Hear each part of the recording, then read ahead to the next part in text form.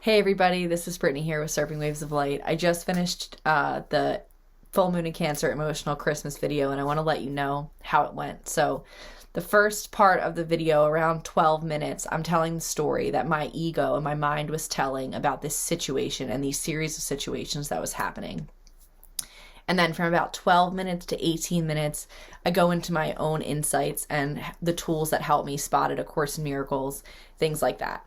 And then from about 18 minutes on, I channel my guides to go into the situation and or to their understanding, to their guidance around the situation, why it happened, the deeper spiritual meaning. So I just wanted you to know, if you don't feel like listening to me tell a story, you can just skip through. But what they're saying is that we are all always telling stories, and through my stories and then sharing how I worked through them and then sharing my channeling guidance, it's one of the most powerful ways that we can learn, because stories, you'll be able to relate to my story. You'll have a situation, and just know too that nobody in this story is villainized or glorified.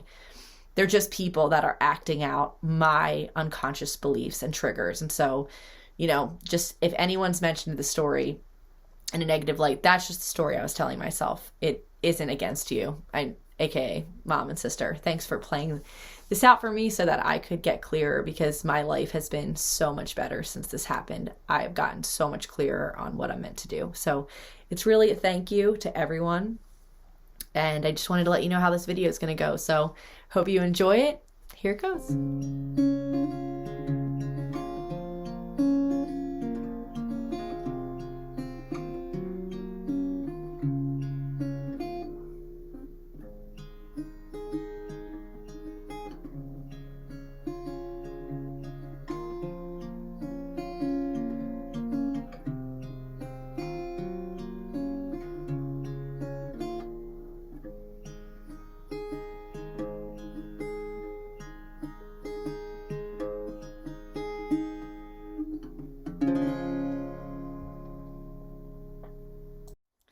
Hey everybody, this is Brittany here with Surfing Waves of Light, and today's video is called Emotional Christmas, Full Moon in Cancer.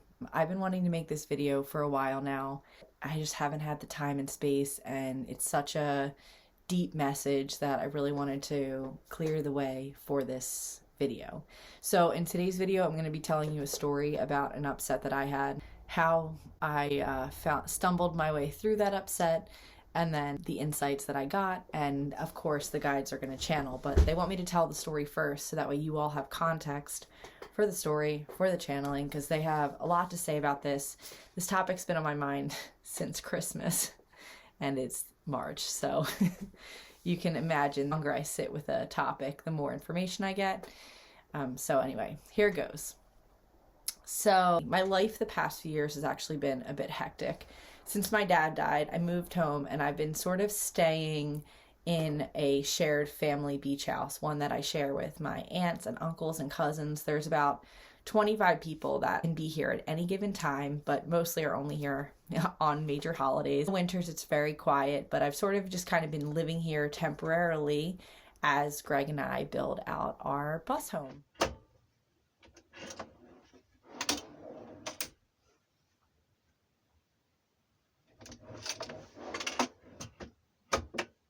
Just had a lot on our plates the past few years. Greg got a shop. I've been trying to create my own business, dealing with grief and sadness over losing my dad, and transforming as a human being through the Course in Miracles and all my spiritual practices, and just been going through a changing, which my guides have referred to in previous videos as spiritual puberty. It's awkward. It requires some downtime. Everything sort of came to a head this fall. Greg hurt his foot really bad. We just had this moment where it became really clear that our relationship as it wasn't that healthy anymore. Right before Christmas, Greg and I were contemplating breaking up because we just weren't bringing out the best in each other anymore. There was just a lot of toxicity. We realized that because of COVID, we had been together so much, and then we were trying to figure out like how to stay together, but then get back into our individual lives, because we're both very individual people. Before we met, we were both functioning very happily alone. Greg loves his work as a surfboard shaper and a woodworker.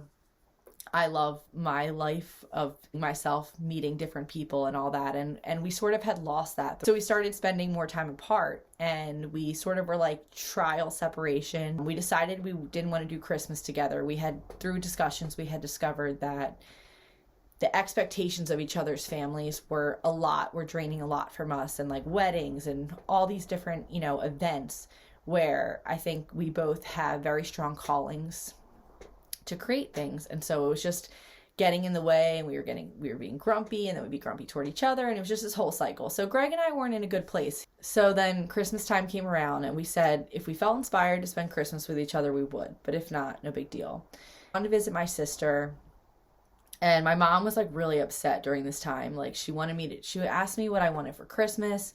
I didn't know what I wanted for Christmas. Every year before Christmas comes, it's like my mind goes blank of things I need. And then like December 26th, I know everything I could use. Mom was just feeling, the holidays brings up a lot for her with my dad. And I guess she was just working a lot and feeling really upset. And she was like getting mad at me for not knowing what presents I wanted. And like all these things kept happening. And basically I ended up going home for Christmas, even though I didn't want to. My mom wanted me and my sister to be there. She was working at the bar on Christmas Eve anyway. It's a whole like story of just imagine like you're with your family and like things aren't really going well. Like it didn't matter. It felt like what I had to offer, like what positive insight or like trying to keep the vibe up, like everything that I did just felt like it was stomped on.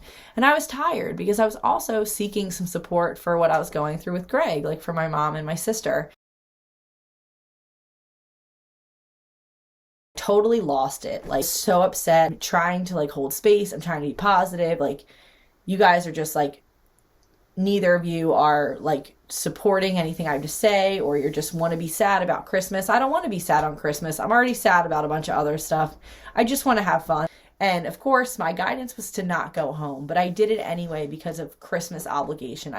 I've eroded myself of most Christmas obligation, but I did not at this point erode myself of the obligation to be with my mom, because it feels more about my dad not being here than even about Christmas. It's like, and then me and my sister were supposed to go hang out with our cousins, and we're on our way to go hang out with our cousins, and I'm just talking to my sister. Like, I'm like, hey, wasn't that kind of messed up? Like how mom's been to me the whole weekend. I came home for Christmas and she hasn't been very nice. And my sister's like, I didn't think she did anything wrong, and that's between you and her. And it just kind of felt like unfair. I understand it's frustrating. It's been frustrating. Losing our dad before we thought he would has been hard on all of us. And like, I've had nothing but compassion and love and empathy for my mom, my sister. The past couple years, I've like went home a lot to try to help my mom clean out her house, to just be with her, to hold space for her. But she hasn't really been in this place where she's been like super present. So I'll go home to hang out with her, and she won't really even be there. She'll just like go do errands or have plans. Or basically at Christmas time, this all came to a head, especially once my sister like told me that I was being crazy, basically. And I was like hysterically crying the whole way back to LBI, my home. I still don't have my own home. I'm like 32 years old. I was in a really low place. I hadn't really made money also because I switched from nursing to having my own business. Basically all this stuff, everything, like it was a low moment for me. So that's the story. So then here's what happened. So felt these emotions for like a couple days. And the thing is, where I am now in my spirituality, I often experience periods of peace. And so when a period of peace is disrupted, I feel really bad. When I have an upset, when I'm angry at someone, when I'm fearful, like anything, I just really feel it. And I was like really mad at my mom and my sister. Like I was really feeling it. Like I was sad. I was down. I felt really alone. I use this technique, sometimes spot it, but of course I don't always go right to my techniques because sometimes I just need to feel my feelings. So I felt my feelings. I had spotted it on my own, and some of the things that I had brought up. One, I ended up feeling a lot of guilt about yelling at my mom, because that's kind of how it ended up playing out, that I ended up yelling at her. And my thoughts were that I shouldn't have said that. It's not fair. My mom's amazing. She's going through a hard time. I need to have more compassion for her. My physical was that I felt like restless, tight, and guilty. Fearful temper. I was judging myself as wrong. And, you know, I spotted the situation. Perfection is a hope, a dream, an illusion. Do the things you fear the most and the fear will go away. Processing keeps us in symptoms. Calm brings calm. I wrote these down in like cryptic. Plan, decide, and act. I don't know what some of these are. ESOR. Anyway, so I spotted the situation, endorsed myself, all that. And it helped. It made me feel like before the spotted method, I would have constantly ruminated over these things, guilt and lack of peace. But I started to feel some peace. And then from that peace, I was able to spot the situation with my uncle. And he's been using the spotted method for a long time. And he spotted the situation for me. And one thing that he spotted, which I want to highlight in this video, and sorry it's taken 12 minutes to get here. One thing that he spotted was self-sabotage. And that's a spot in the spotted world. Sabotage, self-sabotage. And at first, of course, I'm like, self-sabotage? What? Like, I am trying to be a good daughter, trying to be a good member of the family. I did all this stuff that I didn't want to do just to like please my mom, please my sister, like be a good sister or whatever, be a good whatever. And he goes, self-sabotage because you know what your mom and sister can offer you. You know emotionally what they can offer you and where they're at. And then you still went to them for support. Even though you know they can't offer you that kind of support. You know that they don't see the things the way that you do. And then you got upset about it. And while that may seem harsh in the moment, of course, I wasn't like in the midst of the main flare. But what I realized was that my uncle was right 100%. My mom has not been in a place to support me in that kind of way in a long time. She's been really sad about my dad. She's needed a lot of support. And my sister and I have never seen things the same way.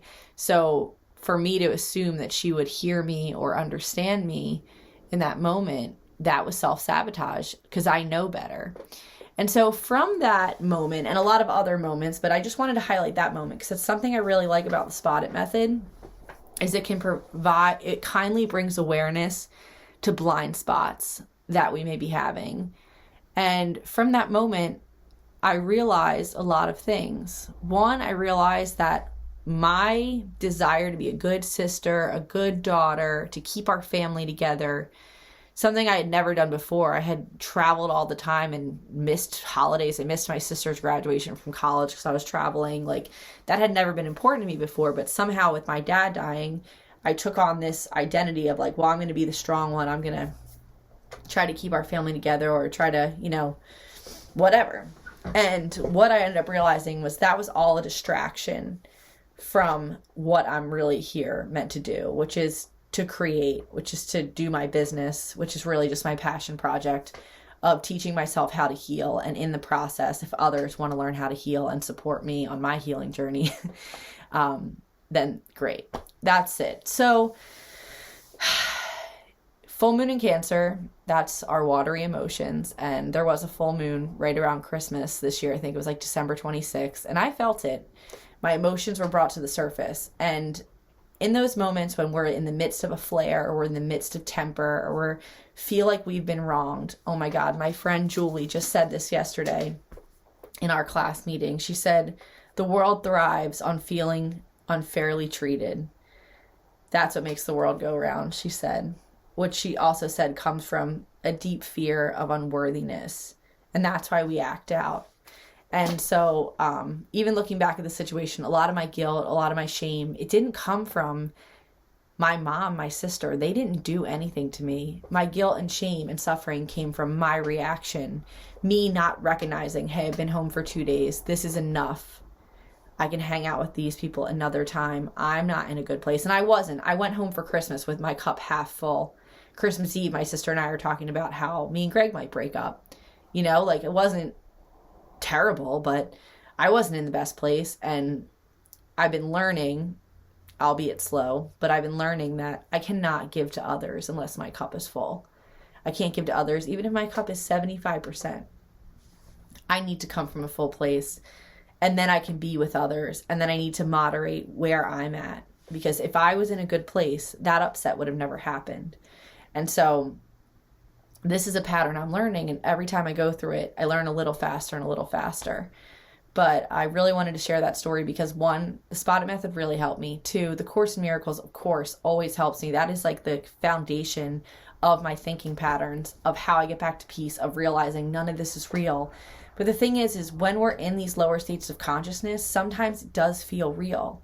And so my guidance has been to meet yourself or meet others where they are, and then help guide them back to the light, help bring them back up to the surface, love them from where they are, but then gently guide them back to the surface. And that's what my guides did through my own intuition and guide channeling, through the help of my Spotted team, through the help of the Course and my friends and Greg ended up being a really huge support. Everyone did. And I love my mom and I love my sister. They didn't do anything wrong. That's what's interesting. There's no right or wrong in trivial situations. And Christmas and who is treating people well, I mean, it's trivial because there's a million people out there, and I don't need to get my emotional support from my mom, my sister. I have a ton of friends and a ton of community and a ton of family that I can get that from. So I wanted it from them because of their titles, but that's not what it was. So anyway, that's a long story, but I really wanted to share that with you, and I'm going to channel my guides now about this. All right, let's see what the guides have to say.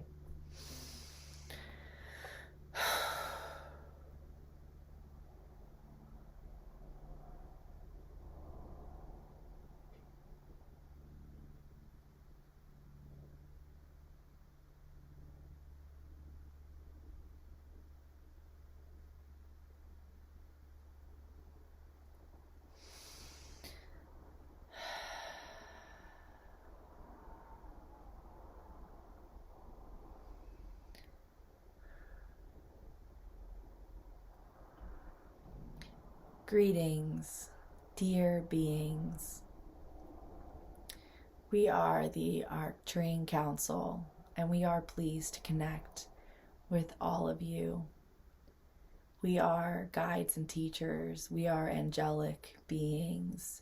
We are a sect of the consciousness who is very practical, who is very keen on assisting beings into their own independent well states. That is our job. Our job is to bring you up from the depths of 3D consciousness into the 5D, giving you practical tools, giving you practical items, giving you the thoughts and ideas you need to get there. That is our role here today. And so we wish to start this channeling by reminding you that everything is always happening perfectly, and that sometimes us as your guides, which are really just aspects of yourself who are connected to the greater knowing, whereas your consciousness is in separation, we are the aspects of you who planned out this incarnation and decided how we were going to shift things up when you needed a belief or idea shaken out of your consciousness. And so we say we do sometimes wear you down to bring you up. This is a part of the 3D experience. Many times, oftentimes, when beings are happy and at peace and everything is going well on your planet, there is no impetus to change. And yet change is all that there is. Change is what is necessary to evolve consciousness, to grow outward, to become more part of the whole from the separation. Because in a separated state, you are disconnected. But changing from separation into other things is what allows you to integrate more and more of the God consciousness. And that is what this time is about. This time is not about walking through life with perfection, having no upsets, having no low vibration feelings. In fact, it's the opposite. In fact, what this time is about is getting to the deep-seated cores of the reasons why you all are not choosing to live life in the fullest expression that you can. That is what this time is about. And so these different things, external things, are going to be happening in your worlds. And they are going to be shaking you up. They are going to be putting you out of your comfort zone. They are going to be leading you to a place where you have never been before. And this is good, dear beings, because you are in separation. You must be led to places you have never been before. You must be shown what is out of alignment in your consciousness. And the truth is that this being, by taking on these roles and identities as a girlfriend, as a daughter, as a sister, as a family member, as a bereaved part of the family, she was using those roles to distract herself from her real purpose, which is her creation, which is her healing herself, which is her business of surfing waves of light, where she takes others into the space of pure unconditional love through healing touch, through channeling, through surfing. Whatever the medium does not matter. Her role is to bring herself and those around her into more experiences of pure unconditional love, because it is through those experiences that you will all begin to understand why you must traverse these rocky roads in the first place. And it will remind you that it is all worth it. You see, if this being did not know of unconditional love, when she was in that situation with her family, one that she had been in the past, of course, your family, your friends, anyone close to you, your employers, your employees, anyone close to you is going to ignite flares within you. Of course, they are close to you. They are going to push your buttons. They know who you are. But this is a good thing. And when you know that the result, that the goal of any upset is peace, then you can start to see the upset as part of a bigger plan, as part of the thing you needed, because you had an idea lodged in your mind and your ego was grasping white knuckle tight to it, and that idea needed to be let go. The idea of these roles, of these identities, they do not serve you. We have been talking to our dear being about this a lot, but we will share it with you all. We do not feel like identities benefit any of you. It keeps you separate. It keeps you defined. It keeps you in a box. And this time is about stepping out of the box. It is about finding flow. And flow does not come from identities.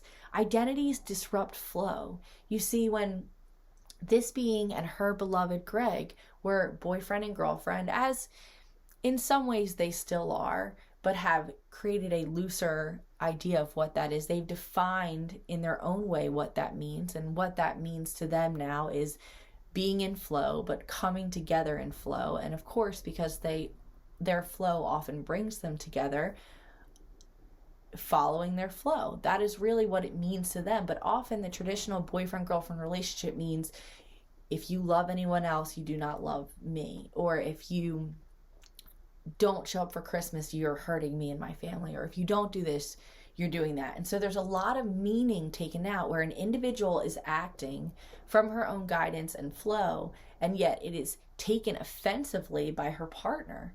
And this is not natural, dear beings. Each being in separation is operating from their own state. And this is the gift of separation, is that you can feel into this aspect of who you are. And through flow, you can be guided out of separation into whole consciousness.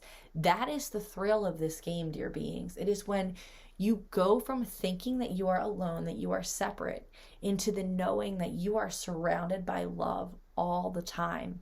That is the gift of this journey. That is why you take this journey, because you want that contrast. And so that contrast is going to constantly play out on this planet until you feel the wholeness. And so as you go through your lives and you look at all these identities that you've taken on, you may find that underneath those identities, there is a tiny being. And we say tiny because the identities often cloud out that tiny being. They often weigh that being down. There's a tiny being within you that has a love, that has a joy, that has a passion. And that passion is put aside because of the identities, because you all believe you must be something for others. But the truth is, you must only be something for yourself. And we remind you of this gently, because this doesn't unwind in one day. But you may find that a situation will come up where it'll show you that you were living too much for someone else, or you were living too much for someone else's feelings. And so in that way, you were blocking your own light. You see, you all do not fear your darkness. You fear how bright you can shine. And the world has taught you to play small, but yet playing small does not serve you. It is the courageous actions of de-identifying yourself, of living outside the norm, of creating a new way of going about relationships, of stepping into taking time off, taking a week or two off or a month off just to see who you are. These are courageous steps to your being. These are where you will find yourself. And when you are bogged down by identities, you cannot do that. And this is something that the 3D realm does. It keeps you in these identified positions, and it's okay to be identified. As you spiral upward into whole consciousness, you will go through identities, right? It is the identities that are been created and distinctified by the 3D consciousness, by the 3D realm. Those are the ones that we are asking you to consider, because as you saw from this being's story, she thought she was serving an other, but yet she was serving herself. Her being a daughter also means that she has a mother, and her being a sister also means that she has a sister. And in those moments, you want to feel that support from those around you, but also you can remember that there is always support by you. You do not need other beings to feel support. Now, we are not saying to hide in a closet and separate yourself from the world. No, the opposite. We are saying that in your times of crisis, in your times of need, we want you to call upon us. We want you to call upon the past loved ones that are in our realm that can be translators and mediators and connectors for all of you. Because part of playing this game, you knew for a while you would not have access to us, but eventually you knew that you would. And once you had access to us, that was when the fun would really begin. That was like the life before we came into your life would be like when you watch a movie and someone is living their boring life, going through the motions, going to school, going to work, blah, blah, blah. And then a change occurs and they meet new friends or they have an adventure. And through those friends, this whole world opens up to us, opens up to them. And that is what we want to be for you. We want to be the beings, the energies that open up a whole new world for you. We want you to figure out what your passion is. Figure out what that is, just so you can know it, just so you can hold it, just so you can take one tiny step toward it. If your passion is becoming a chef, then make time in the next month to cook one recipe. We're not saying that you need to quit your job and jump into culinary school. No, in fact, a lot of the traditional ways of doing things are fading away. And so if you are being inspired now to be an artist, to be a singer, to be a baker, to be anything, we have deterred you from connecting with that passion until now because we don't want you to do it the way it's been done. We want you to find your own way. And because of the internet and YouTube and all of these resources, now you can take information and you can embody it on your own without being in these specific structures. Whereas in the past, if you wanted to learn to be a musician, you must go to music school. It is the only place you can get that information.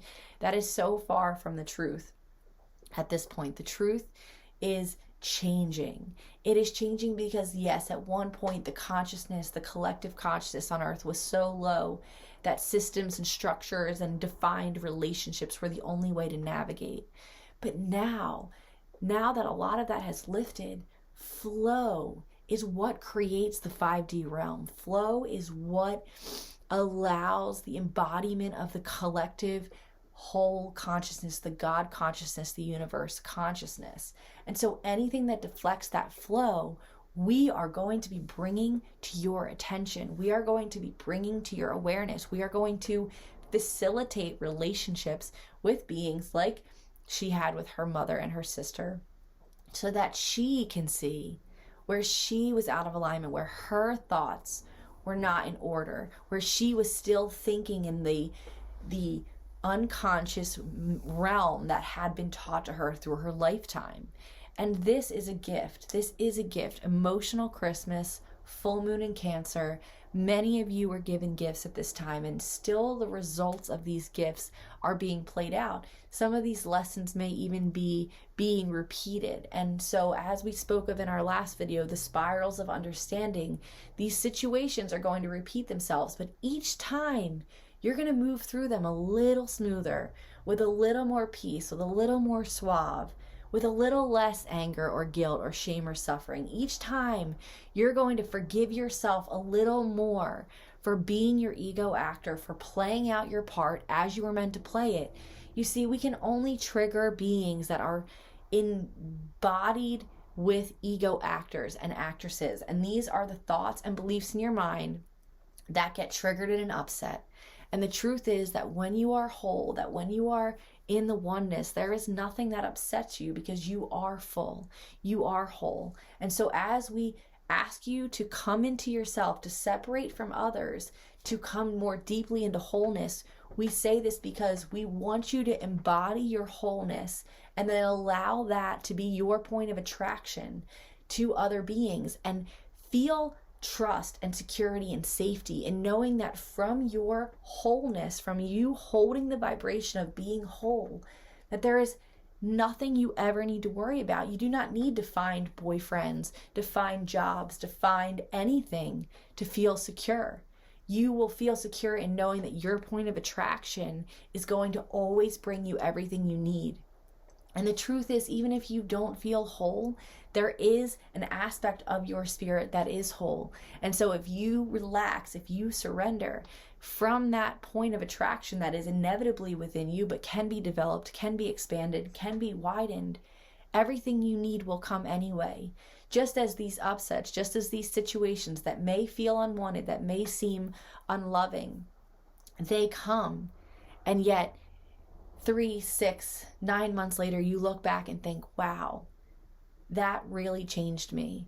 And truly, dear beings, that situation has shifted this being in a deep, deep way. She has shifted her poverty consciousness because she has become more self-sufficient by releasing expectations from her beloved partner. She has become more focused on what she wants to create in this lifetime because she has released her identity as a daughter, as a sister. It is not that she has blocked her family from her phone. It is just that she is not putting on herself these unconscious expectations that have always been there. And in fact, these expectations really come from a place of wanting that security for herself, in the knowing that she'll always be cared for by someone, even if she doesn't have a partner, even if she doesn't have this or that or friends. She could always know that her sister, her mom, these blood relatives will always be there for her. Well, blood relativity is a 3D consciousness concept, and it comes because in the 3D, it is separated consciousness. And so when you have a blood relative, there is an internal recognition that you share a connection, that you are not separate. And that is why family becomes such an important thing. It is thematized across many of your movies and shows, Game of Thrones, all these different places. They are families, we are blood, we do everything for our blood. And this concept is fine. It is not of the 5D, because in 5D, everyone is your family. But in this separated place, family, blood family has served a purpose in helping you to unconsciously and a bit consciously recognize, hey, this person is a part of me, so I don't want to see them fail, so I don't want to see them suffer, because we share the same blood. A lot of times when women have babies and they're deeply in the separated consciousness, having a child that comes out of their own being, it helps them to embody, give, and understand love in a way they couldn't from their other consciousness, because they had not ever recognized anything of themselves. They had never seen anyone else in the world as a part of them until they have a child. And then they see this child is so physically a part of them that on a deeper level, there is this unity consciousness turned on. Now it is played out through the distortions of 3D separation, but the unity consciousness is thus enlightened, and that is why many beings are inspired to have children. It helps them to embody more oneness. It helps them to see others outside of themselves and love them, and therefore, in fact, actually love themselves more unconditionally. It is sometimes through the creation of others that we can learn to love ourselves better. And so there is a lot here. We could go deeper into all of these different topics, but we feel we have said enough. Our main takeaways for today is that anytime you are holding onto an identity, you are distracting yourself from who you are becoming, inevitably becoming, because this train is on the 5D track, baby. You are going fast down this road. The 3D has been shut off. It is crumbling, and it does not need to fully crumble for you to step into who you are. The really big step here now is to release the distractions, to see the gift, the gold of these upsets, and then take your leap of faith into who you are, into creating 5D. That is what you are all here for, to get into flow, to create 5D, because 5D comes from a master consciousness, and master consciousness is flow. So when you are trying to plan everything and make everything happen from within you, you are pushing away the infinite intelligence that we are, and flow is the embodiment of infinite intelligence. If you can embody flow on a regular basis, of course keeping into mind the 3D considerations that you have, you may not be able to be in flow all the time yet. We're even just asking some of you to take a day to be in flow, or 4 hours to be in flow, just truly allowing yourself, just sitting with yourself. If no one else was around, what would I be doing? If no one else was there, where would I go? Because a lot of you are in these tight groups where you're constantly considering others' opinions. That was what was happening with this dear being and her beloved Greg. She was constantly considering his opinion. He was constantly considering her opinion. And in that way, they were messing up each other's flow, not out of love. They were considering each other out of love. But what they realized, a different version of love, a potentially more evolved version of love, would be considering themselves first, getting into their flow, and then coming together. And that has been how they have operated their relationship since this upset, since this coming back together. They have brought themselves into a place where they spend time alone, and then they come together and flow. And how it is defined does not matter. It is in the feeling self. And this being has learned that when her beloved Greg is in flow, she is also in flow. So if they do not see each other, then it is a good thing. And there is nothing to be upset about, which could occur in some relationships. Some relationships are evolved. Some beings understand that intuitively, but that was not the teachings that her and her beloved had been taught. They had parents who very much always considered each other, very much flowed in the way of the 3D consciousness. And so that was part of their journey to evolve past. And you evolve slow. You make one change at a time. That is how you do it. That is how you go.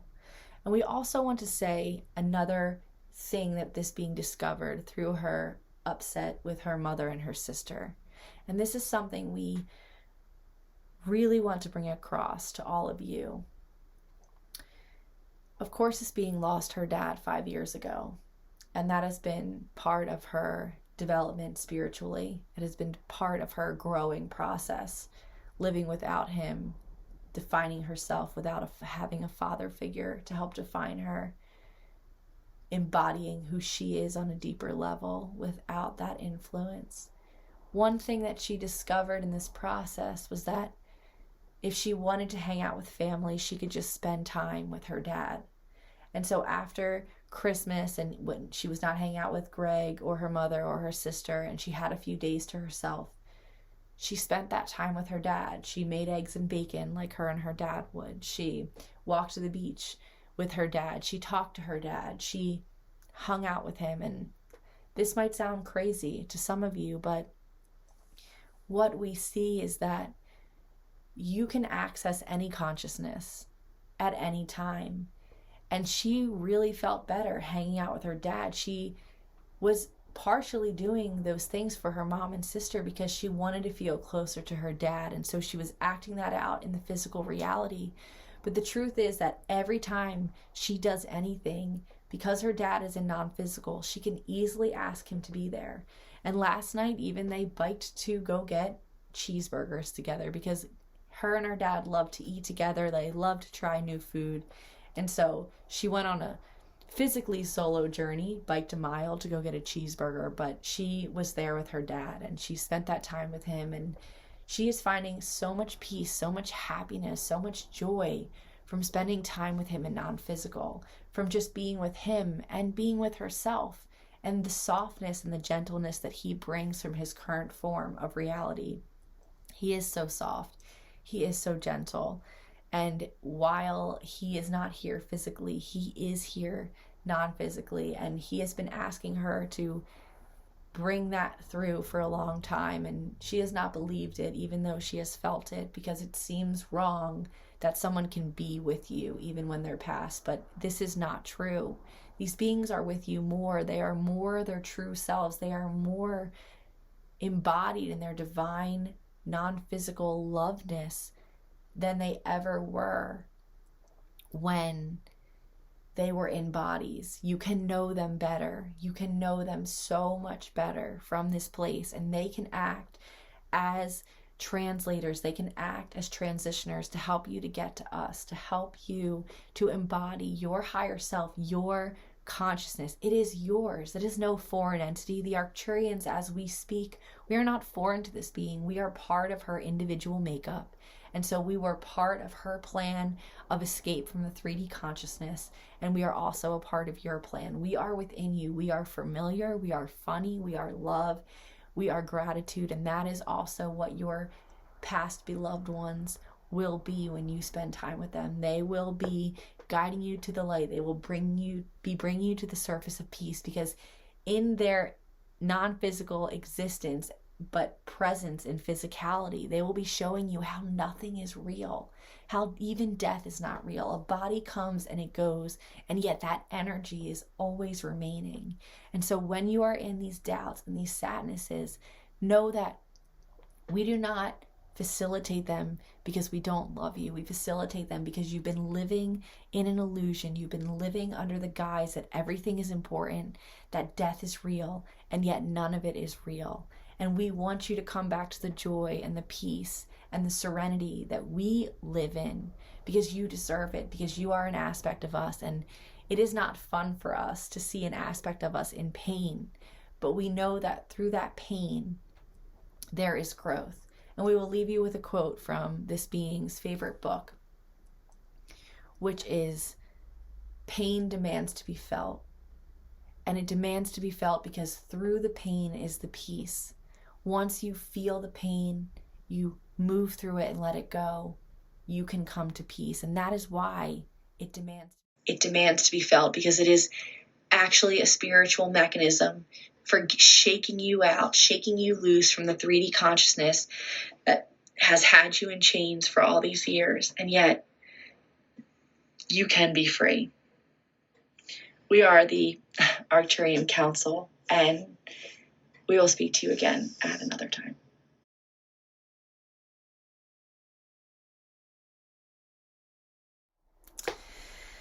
Okay, so that was the guides about that situation, about emotional Christmas, full moon in Cancer.